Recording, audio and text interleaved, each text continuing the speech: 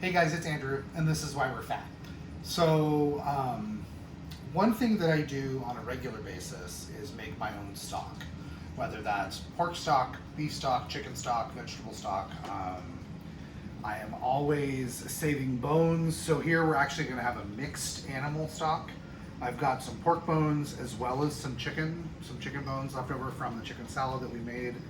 I froze them and I've now defrosted them. So the first thing I do with my bones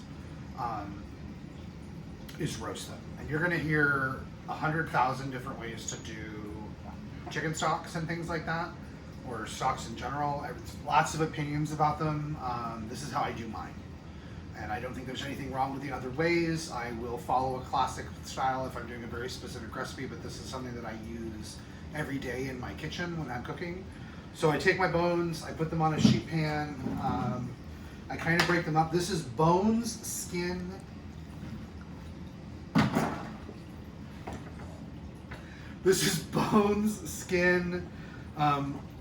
leftover pieces from cleaning the carcasses, the cartilage, kind of everything. And what I'm trying to do here is a couple of things. One, I'm trying to dry it out a little bit, get rid of some of the moisture so we have more kind of, the moisture comes from the water that's in there, not it just comes out.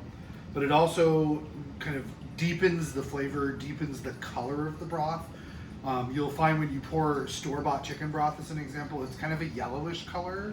When we're done with this, it'll be a dark brown, really robust, really strong flavor.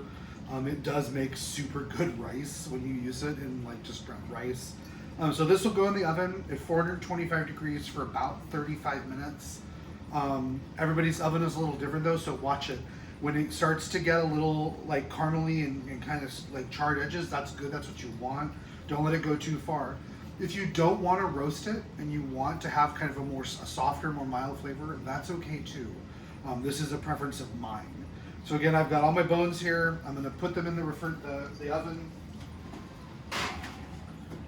425 for about, we'll start the timer at 35 minutes. The next thing I do is my vegetables. I don't spend a ton of time worrying about cleaning them. A lot of times it's scraps. So you'll see here I've got a bowl of old onions, things that are that I got in my imperfect produce box that are super teeny, that sprouted almost immediately last week. So we're just going to kind of cut those up. I make sure that there's no dirt, obviously, or anything. But you're just going to chunk it up. Nothing super great, nothing super elaborate. And then I've got my Instapot. We're just going to drop it in over there. Onions. This is a red onion, again because I have it. But I put the skin and the onion itself in there. Nothing. Why don't I do this? But so just cut them into kind of medium chunks. There's nothing fancy about this. All of this is going to be discarded. I've got some onion skins from last night's dinner that I saved. One big onion.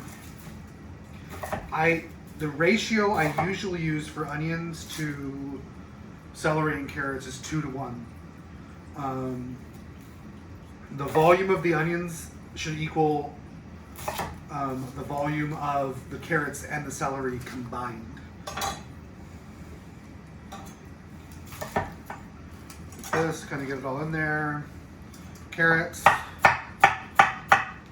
just like we did the celery.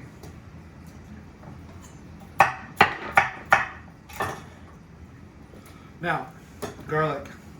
Take my garlic and I cut it in half and I drop it in there. Cut it in half, drop it in there.